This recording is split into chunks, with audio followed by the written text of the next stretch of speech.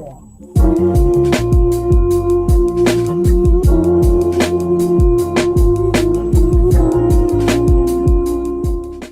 to another episode of Diaries of a Healing Latina. This is a safe space where we talk about the parts of healing that no one really prepares us for. In today's episode, we're going to focus on all of the lessons I wish I knew in my 20s before I turned 30. This is going to be a softer episode. This is everything that I wish I knew because I know that turning 30 is actually pretty scary, especially as a woman, because there's so many things that I feel like people in general make us afraid of. Like, we're getting older, we're not going to be pretty, we're behind, we're all of these things that I just feel like subconsciously it ruins us in a way. And we think that we have to figure everything out in our 20s. But I think that's completely wrong. I feel like your 20s should be the years where you really focus on figuring yourself out, what you like, what you don't like, what you love about yourself, and just learning to love yourself. Because even though you're in your 20s, those are the first 10 years that you're truly by yourself without your parents. And you truly learn your identity. Today I'm going to cover everything from career to friendships to your life. One of the first lessons I wish I knew before I turned 30 was to not focus on being in a relationship. I've spoken about this before, and I feel that when you're Hispanic, you're put on this pressure that you need to find someone in your 20s to aim to get married, either in your late 20s, early 30s, start having kids. And it's like this timeline that your family gives you. It is a lot of pressure that you get as a whole, but one of the things that I learned, and I had to learn the hard way, it was that not everyone's meant to be in a relationship in their 20s. And I was one of the people that was not meant to be in a relationship in their 20s. They were meant to figure themselves out in their 20s, but I didn't do that.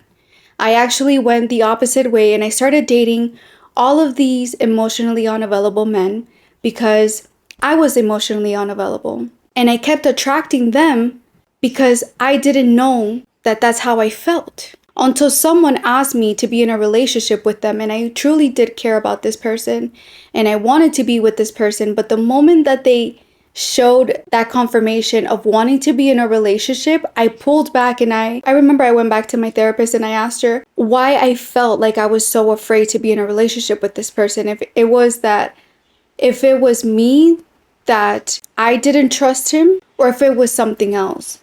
And that's when we started digging, and I realized that I was emotionally unavailable myself. And the reason I was rejecting this person, it was not because them, it was because of me.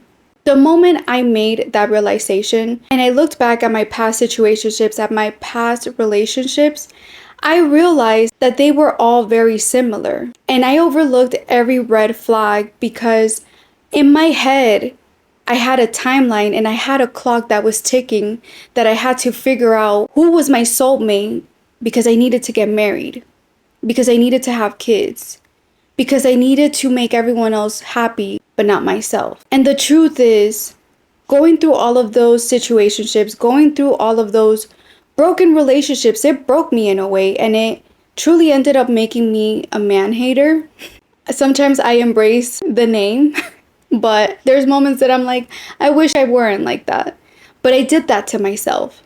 It wasn't the men's fault. It was my fault because I gave them a chance. They showed me who they were and I decided to give them a chance. I feel like your 20s are meant for you to explore, date, figure out the type of man that you like. You feel like in your 20s, you already know what type of man you like, but in reality, you don't. In my 20s, I gave the man that was inconsistent a lot of chances. And when I say inconsistent, I'm going to say financially inconsistent. They didn't have the resources to succeed in life. And I had to really look at that and evaluate myself and ask myself, why do I keep going for that man? Because in my mind, I thought I could fix a man. I thought I could build an empire with a man, because that was one of my dreams, to build an empire with a man. But then I realized I can't force a man to build an empire with me. They have to figure that out by themselves. It can't be me pushing them to want to succeed. It has to come from them wanting to succeed. I wish I would have been more open instead of staying in these year-long relationships with all of these men that all they did was break me. One thing that I realized being with these men is that I was leaving my dreams and my goals aside. I kept just focusing my entire focus on this man because in my mind, I thought I was going to marry them. By the way, I dated 3 men, like fully year long, so it's not that many.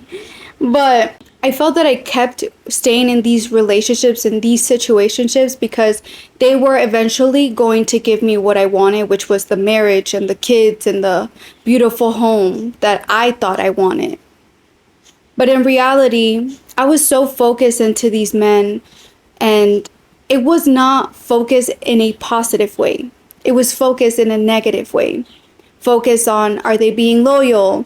Are they entertaining other women? Are they cheating? Are they being truthful? Who are they with? Why do they keep going to the club? Why is their ex there? And it was just like this repetitive cycle. And every year that I was with one of those different men, I was never happy. I was always extremely unhappy and just focusing my entire energy on them. And I remember I would call my mom crying. I'd be like, oh my God, this man is doing the same thing as the last one. He's at the club with other women. He's cheating on me. He's lying to me. He left me at home and he doesn't want to show me off, because that was another thing. They would go to the clubs with all of these other women, but they would never take me. And that obviously made me feel some type of way, and it lowered my self-esteem as well, because I was like, damn, am I not pretty? Am I not good enough? Like, what is it? Why aren't you taking me out like you're taking out all of these other women? I never understood that. And I would just go into this deep hole of depression because that's exactly how they made me feel. My mom would tell me, Jamie, you're not busy enough. And in my mind, I'm like, Mom, I am busy. What are you talking about? I work Monday through Sunday, day and night. I literally get no sleep, and I'm focused on this man because that was the thing then. What do you mean I'm not busy? And she's like, you're not busy. Every time I would call my mom, I had 2 complaints, either about a man or to complain about my job. One of the two. And I would always tell her, I wish I had a company. I wish I was doing something for myself. My dream is not to work for someone for the rest of my life. And my mom would be like, you're not busy enough because you're not focused on what you want to do, or you're not trying to figure out what you want for yourself, for your future. You keep complaining about your job and how you don't want to keep working at a corporate office, but you're not doing anything about it. And even she wouldn't say it just like that. She would just tell me, you're not busy enough. You're not focused on your goals and your dreams. And my goals and my dreams, they changed 20,000 times. So in my 20s, I wanted to do everything. I wanted to sell clothes, start the gym and fitness, and I wanted to do this and I wanted to do that. And every year I would put on my little poster board that my dream was to be happy. So when my mom told me that, it would never resonate. I would be like, I don't know what she means. My mom doesn't know what she's talking about. My mom doesn't know. And that's one thing that I truly regret not doing, being busy enough for myself. The one thing that I will forever regret in my 20s is trying to find a relationship, trying to find a man that would love me, trying to figure out who I was going to build a business with, or an empire with, or whatever you want to call it. Who I was going to build a future with. And that really sucks, because now that I look back, I could have spent my 20s investing in something for now. But I didn't do that. And one of my biggest things, especially that I always tell everyone in their 20s, like, if you're in a relationship, appreciate your relationship. But if you're not in a relationship, do not force it. It's not for you. If you keep feeling that you keep attracting the same type of man, a relationship at the moment is not for you. What's for you is something that you need to figure out on your own. Lesson number 2, choose your career. Figure out what career path you want for yourself, not the one your parents want you to be in. Your parents are going to want you to be a doctor, a lawyer, an accountant, engineer, an IT rep, or whatever. Especially in the Hispanic community, I feel that a lot of us Hispanics always want to please our parents and our grandparents, that we always choose the route that they choose for us. But I feel like in your 20s, you're supposed to take your time and figure out what you really want for your career. Do you really want to be that accountant? Do you really want to be that engineer, that lawyer? And one of the things that I saw a lot, especially in Colombia, a lot of people that went to college in Colombia, they would always end up changing careers. And it was because no one ever took the time to really think what career path they wanted. They're presented something by their parents ever since they're young that they think that that's the career path they should take. And some of us don't want to tell our parents no. We want to make them proud. We want to make them happy. Have them look at us up in a high pedestal. Unfortunately, that's our mistake. That was my mistake. In my 20s, I focused on the career path my father chose for me. But every job that I would go into, I hated my job. And I would always call my mom and complain about my job. And I'm like, but I'm doing everything right. I work so hard. I work so many hours. I do this, I do that. I feel underappreciated. I feel that I'm not appreciated. I feel that I'm overworking myself. I don't feel like I have a future in this. My job's in the limbo, always being afraid if I'm going to get fired or not. After a point, it gets tiring. And one thing that I learned from all of that in my 20s, you're always going to know what your career path is. You're always going to know what your future is. And for some of us, it seems impossible. It seems unreachable. But if you work hard enough, you can reach it. You can do it. You can obtain it. You just have to work your ass off for it. And you have to really ask yourself, is this really what I want? Or is this really what my parents want for me? Ever since I was a child, I've been an entertainer. I would go visit my mom every summer in New York, and my mom was always surrounded by friends, plenty of friends. And they would always drink and they would get drunk. And in a way, I would take advantage. I would dress up, put makeup on, put my mom's clothes on, put heels on, and I would perform for my mom and her friends drunk. And her friends would give me money. Almost like ballerina style, but child version. And the thing is that, no, I was not doing the whole ballerina. No. I was doing more like skits, like telenovela skits that I would remember. Like I would literally sit there, watch a novela, and I would just analyze the whole entire situation, and I would recreate it for my mom and her friends. And they would love it. Or I would just go out and sing. Because one of my dreams, ever since I was a child, was to be on Don Francisco. So ever since I was a child, it has been written in my life that I was an entertainer. But I always ignored it. There was a path in my life where I just became shy and just quiet, and in the corner, I'm better off that way. And I hid it for a very long time. I remember when I was a teenager, I have my childhood story, my 20s, everything has been in a way dark, that I would always tell my parents, I'm going to write a book about my life. And mind you, when I first started saying that, I was like 11 years old, because I experienced something very dark and traumatic in my childhood. And I would tell my parents, I'm going to write a book. I'm going to talk about everything that I've experienced here, living in Colombia, moving to the United States. And my parents would always be like, Jimmy, like, you're not going to write a book. Girl, bye.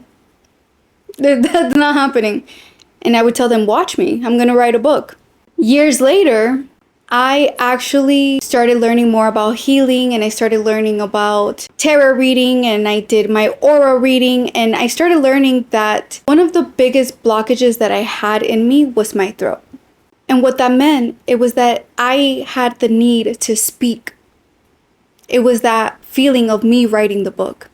And that's why here I am doing this, speaking about my life, speaking about my experiences, being raw with my stories, because that was the blockage that I had. This right here was the book that I wanted to write. This is what makes me happy. This is what fulfills me.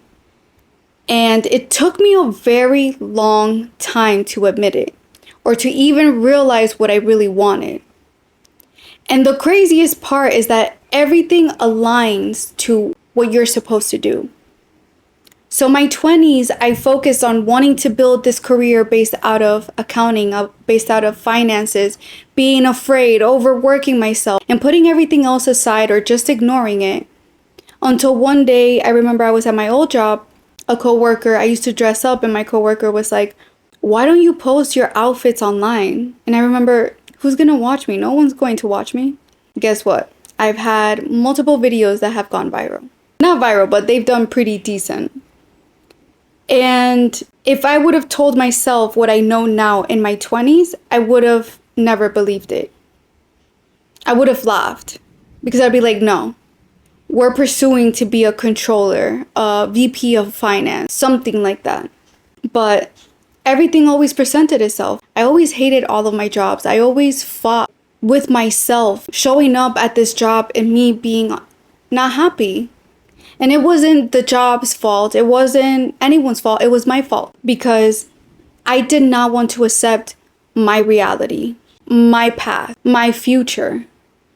And that's another thing that I regret in my 20s, not being more open-minded, not giving myself the lead of figuring out what I wanted to do with my life, instead of just focusing on what others wanted me to do. It's not that my parents, my father, wanted the worst for me. No, they want the best for me.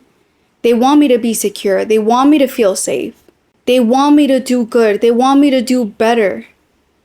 But the truth of it all was that the better that they wanted for me was not the path that they chose for me, because I have my own path.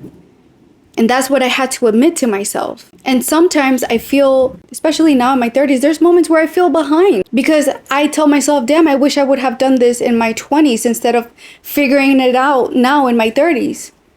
But it's like everything is written. Everything has its own time. And this is my time to figure this out. It wasn't in my 20s. It wasn't 2 years ago. It wasn't 3 years ago. It was a now. Because I had to go through the whole entire journey that I went through in my 20s and my early stages of life to be able to sit here and tell my story. And sometimes I'm embarrassed and I'm afraid to even say or admit that I want to be an influencer, but that's what I want for myself. And I'm starting to learn how to vocalize it so I could manifest it in a way. Because I know I'm close, but there's moments just like anyone that I feel like giving up. But it's not a moment of giving up. It's a moment of how hard are you going to work for it and how bad do you want it? And right now I want it bad. Lesson number 3, your friend group circle. In high school, in your 20s, you're going to have a lot of friends. You're going to have a big group of friends. You're going to meet a lot of people. But it doesn't mean that everyone's going to stick around forever. There are some people that are meant to leave your life because their purpose in your life was temporary. It wasn't a forever. Now, if you still have friends that have been your friends for over 10 years, they are gems. They're like emeralds, very rare. And those are the type of friends that you need to keep around and nurture them. My friend group used to be pretty big back in my 20s because I used to go out a lot. I used to go clubbing, and I had the clubbing friend group, then I had the Colombian friend group, then I had the more bougie friend group, then I had the more like outgoing friend group, then I had the more quiet friend group, and I had a bunch of friend groups, okay? I couldn't bring everyone around everyone because everyone was so different. One of the mistakes that we all think, everyone that we met in high school, everyone that we met in our 20s is meant to stay forever. And unfortunately, they're not. They're just there to serve a purpose. And the people that left your life is for a reason, or the people that you cut out of your life is for a reason. If you see someone's red flags, this also applies to friends. It's almost like a relationship with a man. If you see the red flags and you cut this person off, don't go back years later because you feel like they changed. They could change, but they already served the purpose that they had to in your life. And you have to let them go. Now, God later on brings you both together, and it's just something that you feel like, okay, I'm to give them a chance again. do that. But if you feel internally that this person has shown that they changed, but they really have not changed because you still know their red flags and you still know them, and you still see the old patterns and the older self, let them go. Don't give them a chance. Don't try to fix it. It's not worth fixing, because once something's broken, it's broken forever. When you break a glass and you put it back together, is it the same? No. So why are you going to try to fix a friendship that's already broken? Me, personally, for me to cut someone off, especially as a friend, it takes a lot. I don't cut people off that easily. I feel like I give people a lot of chances. I give people a lot of thought. I do analyze every single situation and try to see if there's a way that we could still remain within each other's orbits. But if I can't find that, I'm not gonna keep them around. I wish you the best. You do you, I do me. And that is it. Am I going to say that I was the perfect friend? No, absolutely not. But just how I know that I had my red flags within each of the friendships that fell off, I hope they also know their red flags. You know, I could tell you my mistake in my last friendship was I treated it like a relationship. Like, yes, it was a friendship, but it got to a point where it felt like almost like a relationship. We started arguing all the time. There were points where things felt like they got a bit disrespectful. And I would say a one way, because I'm the type of person that I'm not argumentative. I'm not confrontational. I'm very quiet. I'm the type of person that if you sit there and scream at me, I'm going to sit there and stay quiet. I'm not going to scream back. I'm not going to raise my hand.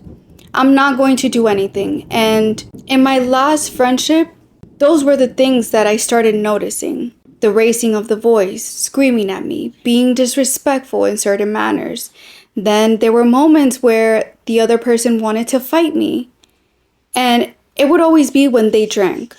And I noticed it 2 instances when I was sober, because usually I was always the one that used to get drunk. Okay, I have one of those problems where I would go out and I would just get belligerently drunk, and I always thought that I was the problem in every single situation. But now, and every time that I would be a bit more sober, I would realize, shit, like that wasn't me. It's this other person. When those things started happening, I started taking notes, and I'm like, okay, well, this happened, and then this happened, and then that happened. When I started noticing the envy, and I started noticing that this person was not showing up for me. And my last straw was when they triggered my insecurities. That's when I said enough is enough, and I cut this person off. I did try to give them some space where we were just like, hey, you go your way, I go my way. Let's just give each other some space to figure out if we still miss each other. But they didn't want that. So after that, I just cut it off completely. I'm saying all of that because this friendship was for 16 years.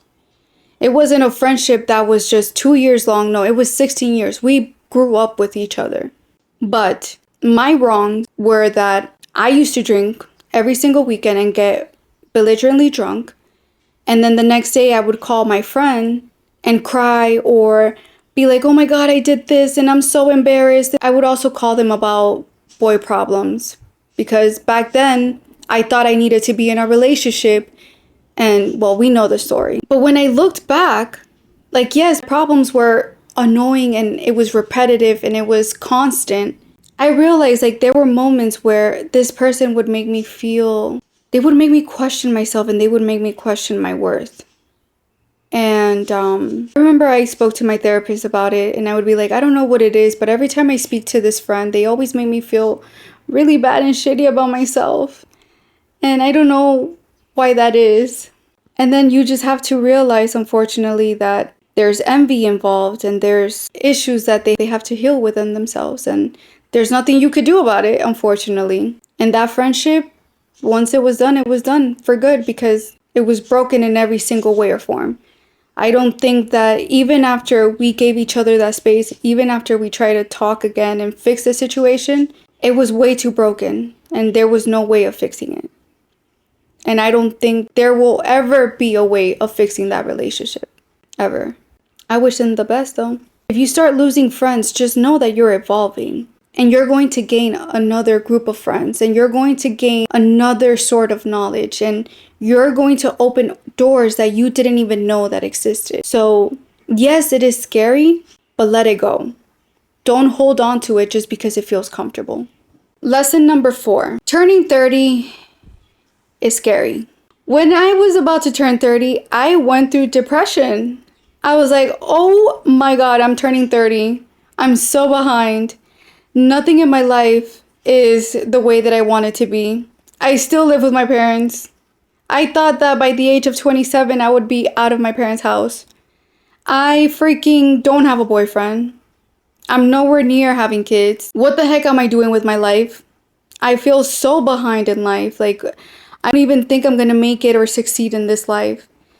And those are the things that we tell ourselves because we have people surrounding us that they tell us a certain thing, like a way that you should live your life. But in reality, that's not a way to live your life. You know, there's a lot of people that dream to be married and they do get married. But then there's people that end up getting scared of getting married.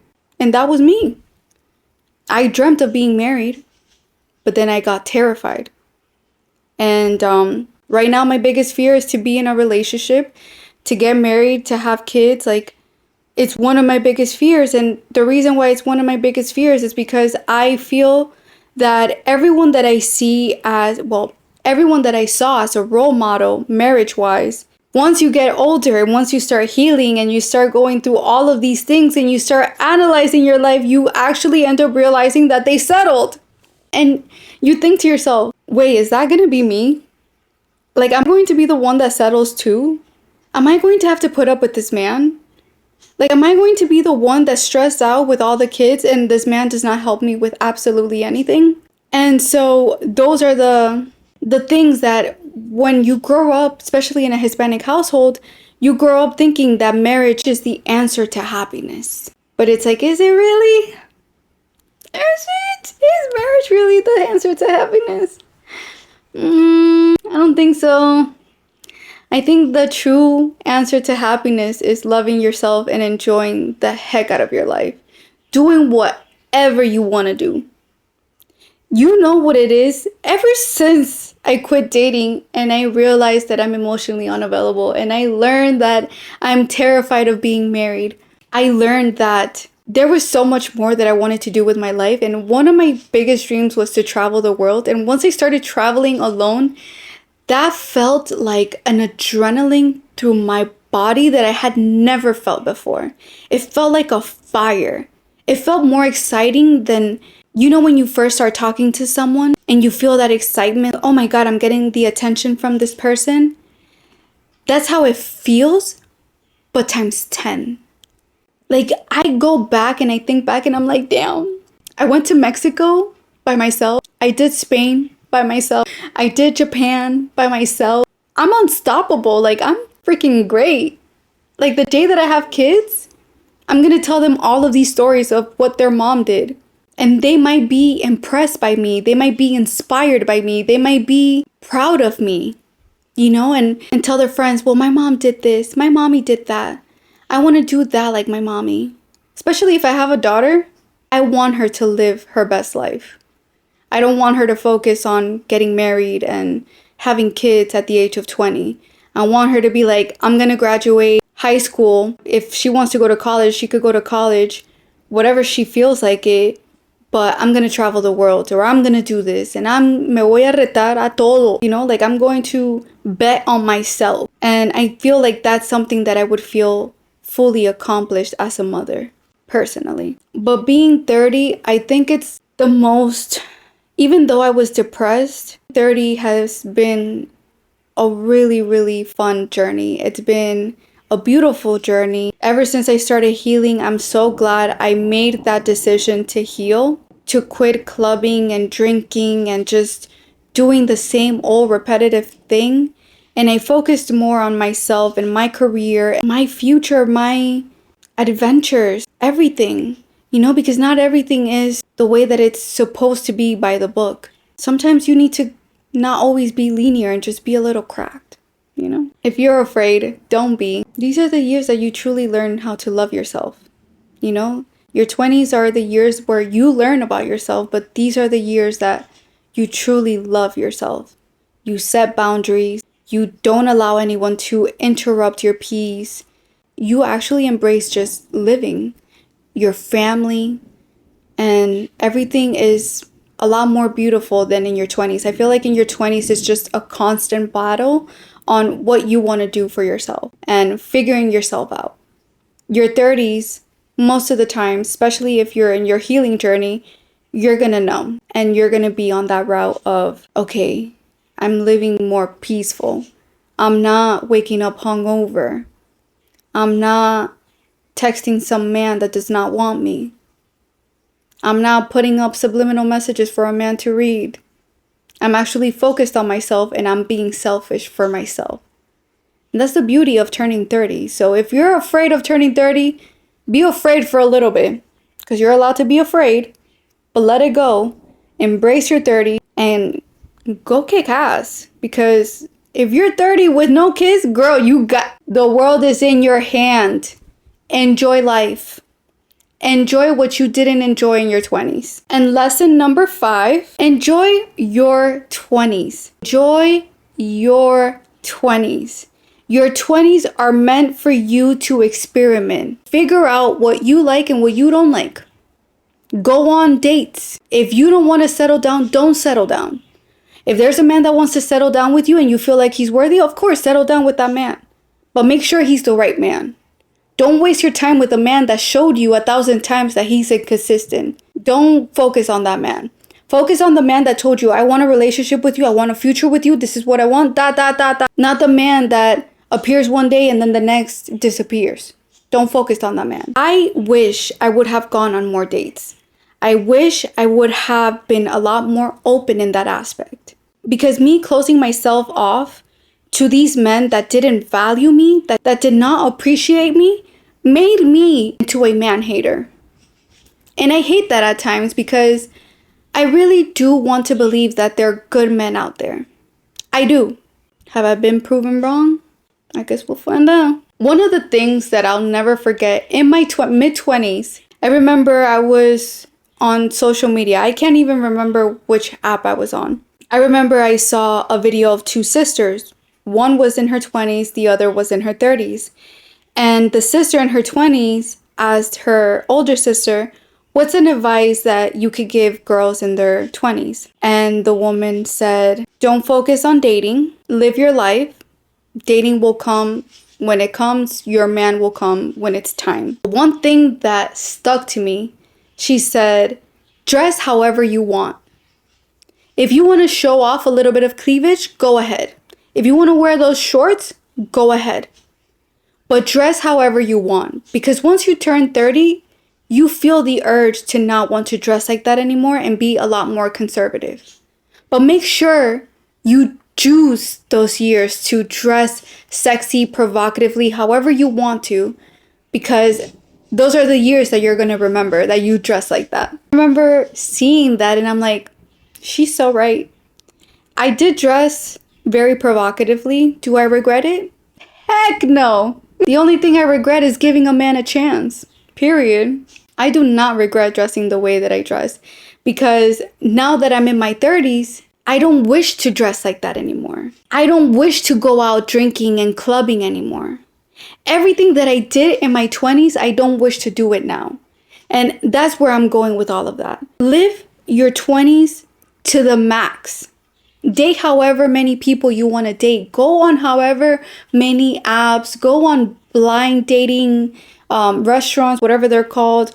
Go on just adventure after adventure. Go dress however you want. If you want to show cleavage, go show cleavage. Go enjoy life. Go clubbing. Go party. Go do everything that you couldn't do in your teens. Because when you turn 30, you're going to look back and be like, I already did that. I don't wish to do that. I think the worst mistake that people could do is people that suppress those feelings of wanting to enjoy their 20s. They suppress them for so long that in their 30s, it's like they burst. And everything that they were supposed to do in their 20s, they do in their 30s. And I feel like that sets you back in a way, because it's like, damn, like you're now going a decade back. You know, it's like when people tell you, oh, if you drop out, da da da da da, or if you change careers now in your 30s, it's like all those years that you spent on that career initially, it's all going to waste. But screw it. All I'm saying is enjoy the heck out of your 20s, because those years are not coming back. Those are the best years to enjoy it to the max, because the hangover in your 30s is not the same. Okay, back in my early 20s, I used to be able to drink on Friday, wake up early Saturday, go to the tailgate, drink the entire day, go to bed, wake up Sunday, and go back out to brunch. Okay, that was my early 20s. Do you think I could do that? My body goes into paralysis. Okay, I drink 2 drinks, my body goes into shock. It's like, what are you doing? Are you really intoxicating me right now? You're literally putting venom in my body. That's all I'm going to say. Another thing that I would also want to talk about is like the fitness journey, because in my 20s, I always wanted to be consistent in the gym, and I couldn't find myself to be consistent. I would go and I would dedicate myself like a month or 2, and then I would just drop out from the gym. One of my biggest mistakes was that I never gave myself to really think about what path I wanted to take in regards to my fitness journey, and I was not trying anything else other than just weights. And now that I started trying other classes, Pilates, yoga, barre, Legree, like all of those type of classes, I realized that I love, and I have always loved, the fitness journey, but it was just that weights was not my calling and not my thing. Because in a way, I feel like it makes me feel masculine, and Pilates and all those classes make me feel feminine, because I feel that every single day I have this guard up where I'm very masculine, but there's something in my life that always wants to be a bit feminine, and Pilates and yoga and all of that bring that out of me, which I love, by the way. I feel like I've yapped a lot today. I wanted to give you some of my lessons and give you a bit of a background on why those were the lessons that were my lessons. I didn't want to just be like, well, these are the 5 lessons and that's it. No, I wanted to give you like an in-depth description on why those were my lessons. And I hope you can resonate. I hope this is something that applies to your life as well, because I know that it's scary, and I know that it's like a whole new journey that you're embarked to, but it's a beautiful journey that everyone should embrace. Turning 30 is not that bad, I promise. It's actually better than your 20s. And your 20s is a whole complete mess, but your 30s are more of like a fresh mess, okay?